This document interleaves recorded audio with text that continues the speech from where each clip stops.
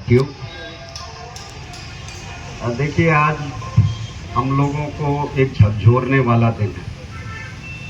हम लोगों ने सारा सब कुछ रस्म अदायगी का सिस्टम बना दिया है, इसीलिए हमारे समाज की आज ये दशा भी हो रही है कि हमारी रस्म अदायगी होकर हमारा अंतिम संस्कार की तैयारियां भी हो रही है। हम लोग कितना बड़ा महत्वपूर्ण अवसर है कि कोई साधारण शख्सियत यहाँ पर नहीं है जिनके उस पर हम आज बैठे हैं। बेइज्जती आपकी भी जिंदगी में कई बार हुई होगी, अपमानित मैं भी इस जाति व्यवस्था के कारण कई बार हुआ हूँ। सभी हमारे अधिकारी क्या हमारे विधायक भी पीटे गए इस उत्तराखंड में। 24 साल उत्तराखंड को बने हुए यहाँ विधायकों को भी पीटा गया है। जिला पंचायत अध्यक्ष की बेइज्जती करके उसको कुर्सी से निकाल के उसके डाक बंगले से उसके बंगले से सारा सामान निकाल कर भी फेंका गया। लेकिन क्या है, हम सब उस बेइज्जती को बर्दाश्त करने के आदी हो गए हैं। हमको बेइज्जती नहीं लगती है। हम आज पीटे जाते हैं, कल फिर वहीं उसी डेहरी पर जाकर फिर भिखारियों की तरह बैठ जाते हैं। इसलिए हमारी ये दुर्दशा हो रही है कि आज आपका सब कुछ खत्म हो गया है। आज आपकी सारी सर्विसेज खत्म हो गई हैं। आज सारा प्राइवेटाइजेशन कर दिया गया है। जितने सरकारी विभाग थे जो आरक्षण हम चिल्ला रहे हैं, नौकरियां चिल्ला रहे हैं, नौकरियां है ही नहीं। क्या ले लोगे आप? जितनी नौकरियां थी जो सरकारी विभागों में मिलती थी वो सारा खत्म कर दिया गया निजीकरण करके। बाकी जो बची खुची है आउटसोर्सिंग से भर दी गई है। ये उत्तराखंड का कल ही बात हो रही थी, 26,000 पोस्टें उत्तराखंड में भर दी गई है संविदा की। वो संविदा इसलिए भरी गई है कि आपको नौकरी से किनारे करना है। संविदा की 26,000 नौकरियां भर दी गई। आज अब बात आ रही है उनको हम पक्का कर देंगे। इस तरीके से आपको साइड कर दिया गया है। प्रमोशन आपका खत्म कर दिया गया है, सब कुछ खत्म कर दिया गया है। लेकिन उसके बाद भी हम लोग, रोम जल रहा था, नीरो बांसुरी बजा रहा था, सब घर में बैठ के बांसुरी बजा रहे, मजे में। इसलिए हमारी यह दशा है। आज हम इतने बड़े महत्वपूर्ण अवसर पर भी हमारे मंच को यह समस्या हो रही है, नाराज हो जाएगा, वो नाराज हो जाएगा, यार क्या करेंगे। अरे क्या हम लोग की हैसियत ही क्या है? क्या रह गए हम लोग इस उत्तराखंड में? आज हमारी ये नौबत हो गई। अभी 5,000 रुपया उनको पेनल्टी ठोकी गई। ढोल बजाता बजा, नहीं तो 5,000 रुपया पेनल्टी दे। बेचारा बीमार हो गया, रात भर बजाते बजाते। जब मैं चमोली गया था वहां देख के आया, वो बता रहा कि बीमार था, उसका देवता नाचा ही नहीं। वो कह रहा तेरा देवता नहीं नाच रहा, मैं क्या करूं, मैं रात भर बजाने में हूं, ये नहीं नाच रहा, मैं अब थक चुका हूं, मैं बीमार हो गया हूं, मेरे बस की अब नहीं। उन्होंने कहा बजा बेटा। कैसे नहीं बजाएगा? बजा, नहीं तो 5,000 रुपया पेनल्टी रख। ये स्थिति आपकी हो गई है। कितने मर्डर हो गए आपके? पिछले साल चमोली जिले में हत्या हुई, बागेश्वर में मर्डर हो रहा, सब यहां भी अभी कोई रेप की घटना हुई, सब कुछ होता जा रहा। हम लोग एक दिन आ रहे हैं, ज्ञापन दे रहे हैं, हो गया भाई, भैया कमाल कर दिया हमने। तो वो शख्सियत थे मुंशी हरिप्रसाद टमटा जी। जब उनका जॉर्ज पंचम के स्वागत समारोह में बेइज्जती हुई, वहीं पर से उन्होंने संकल्प ले लिया कि नहीं, मैं अब इस अपमानजनक व्यवस्था को बर्दाश्त नहीं करूंगा और मैं अपना पूरा जीवन इसके खिलाफ लगाऊंगा। और उन्होंने लगाया, और क्या कुछ नहीं दिया हमको, हरिनगर बसा दिए। आज उस हरिनगर में रहने वालों को पता ही नहीं होगा ये हरिनगर किसने बसाए। उनके बच्चे आज कहां कहां पहुंच गए होंगे उन्हें मालूम। किसी के घर में आप मुंशी हरिप्रसाद टमटा जी की फोटो बता दो अगर है तो। क्या हम लोग कर रहे हैं यहां पर? सब नाटक करके एक दिन रस्म अदायगी करके चल दे रहे। आर्मी में भर्ती के रास्ते आपने खुलवा दिए, हमारे जमीनें हमको बंटवा दी, स्कूल हमारे लिए खुलवाए। स्कूलों में फिर ये होता, उसके बाद भी छुआछूत होता था हमारे बच्चों को। जब जाने को एडमिशन मिल गया तो टीचर फिर भी भेदभाव करता था, तो उन्होंने कहा शिक्षक भी इनके रखे जाएं। वहां से टीचरों की भर्ती के रास्ते खुले। और जिस समय वहां लंदन गोलमेज कॉन्फ्रेंस में गांधी जी अड़ गए थे, नहीं जी ये हरिजनों का तो मैं ही रहनुमा हूं, मैं ही जो बात करूंगा इसी को इनकी बात समझी जाए। तो यहां से बाबा साहब ने कहा नहीं, ये गांधी जी दर्द नहीं जानते हमारा। गांधी जी ने कभी अछूतपन नहीं सहा है, कभी कास्ट का अपमान नहीं सहा है, जातिगत भेदभाव नहीं सहा गांधी जी ने। वो हमारा दर्द क्या जानेंगे? मैं हूं अछूतों का प्रतिनिधि। तो वहां पर जब ये संघर्ष छिड़ा, तो यहां से जब तार मंगाए गए समर्थन में कि भाई कौन है एक्चुअल अछूतों का प्रतिनिधि, यहां अल्मोड़ा से मुंशी हरिप्रसाद टमटा जी इतने सजग थे, उन्होंने कहा हमारे प्रतिनिधि डॉक्टर अंबेडकर है।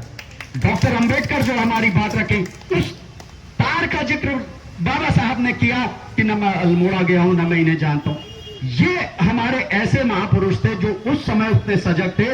और 1925 में ये बड़ी महत्वपूर्ण घटना, मैं बड़ा सोच रहा था कि आज हम कुछ प्लानिंग करेंगे, क्योंकि ये 2024 आ गया है, अगला साल 2025 है। 1925 दो चीजों के लिए इंपॉर्टेंट है। एक, 1925 में आरएसएस की स्थापना हुई। जो आरएसएस ने अपना राम राज्य को स्थापित करने का, हिंदू राष्ट्र बनाने का संकल्प लिया था, 1925 में वो हुआ था। दूसरा, 1925 में एक हमारा पुरखा था जिसने अल्मोड़ा में शिल्पकार सम्मेलन आयोजित किया था। हमारा भी वो 100वीं वर्षगांठ आ रही है उस शिल्पकार सम्मेलन की। आज से 100 साल पहले उन्होंने सारी जातियों को एक करके शिल्पकार कास्ट को क्लास में कन्वर्ट कर दिया था। जिस क्लास को आज फिर से सुप्रीम कोर्ट कास्ट में उपवर्गीकरण बदल के आपको तोड़ना चाह रहा है, उसको मुंशी हरिप्रसाद टमटा जी ने एक शिल्पकार नाम देके एकजुट कर दिया था, एक वर्ग बना दिया था। लेकिन हमको क्या है, ये 24 हो गया, अब अगले साल आएगा, हम 25 भी कर लेंगे, 25 का भी नाटक कर लेंगे, चलता रहेगा सब कुछ, कोई फर्क नहीं पड़ता। तो ऐसी शख्सियत को यहां पर हम लोग बैठे हैं, तो इसमें बड़ा गंभीरतापूर्वक सोचने की जरूरत थी, विचार करने की जरूरत थी। 2025 के लिए सफल हो गया आरएसएस, उसने लगभग हिंदू राष्ट्र तो बना ही दिया है, सब कुछ तो हो ही गया। जगह जगह आपके सिर पर पेशाब भी करी जा रही है, बलात्कार भी हो ही रही है, हत्याएं भी हो ही रही हैं, नौकरियां खत्म हो ही गई हैं, प्रमोशन में रिजर्वेशन आपका सब खत्म ही हो चुका है, विधायक आपके पीटे जा रहे हैं, सांसद पीटे। अब क्या और बेइज्जती कराना चाह रहे हो, समझ में नहीं आ रहा, और क्या इंतजार है अभी। तो उसके बाद भी अब सवाल यह है कि अब समाधान पर भी बात आई कि अगर हम मुंशी हरिप्रसाद टमटा जी को सचमुच याद करना चाहते हैं, हमको समझना पड़ेगा कि कितनी बड़ी ये लड़ाई है, कैसे बाबा साहब ने ये कॉन्स्टिट्यूशन दिया इस देश को। आज वो कॉन्स्टिट्यूशन डिस्ट्रॉय हो चुका है, केवल औपचारिक बचा है। कैसे संविधान बचेगा? सारे आज संविधान की बात करने लगे, सब कोई संविधान की, क्या संविधान में सबसे पहला संविधान हमारा डेमोक्रेटिक है? क्या हमारे संगठनों में डेमोक्रेसी है? क्या कोई भी संगठन में लोकतंत्र है? जो संगठन खुद लोकतांत्रिक नहीं है, वो क्या संविधान को बचाएंगे, वो क्या समाज को बचाएंगे? तो सबसे बड़ी शर्त यह होनी चाहिए, आपका संगठन लोकतांत्रिक हो। सारे संगठन आज परिवारवादी, व्यक्तिवादी, सुप्रीमोवादी कैरेक्टर के, वो चले भारत के संविधान को बचाने, ये किसी के बस का नहीं है। अगर कोई लोकतांत्रिक संगठन है, उसको देखिए, उसके पास कैसे प्लानिंग है, पूरा विचारधारा है, उसके साथ काम करिए, मदद करिए, दिन रात अपना सब कुछ करिए, तो आपकी आने वाली पीढ़ियों का कुछ बचेगा। अन्यथा ये रस्म अदायगी भी ज्यादा समय नहीं चलेगी, सभी रस्म अदायगी के शिकार हो जाएंगे।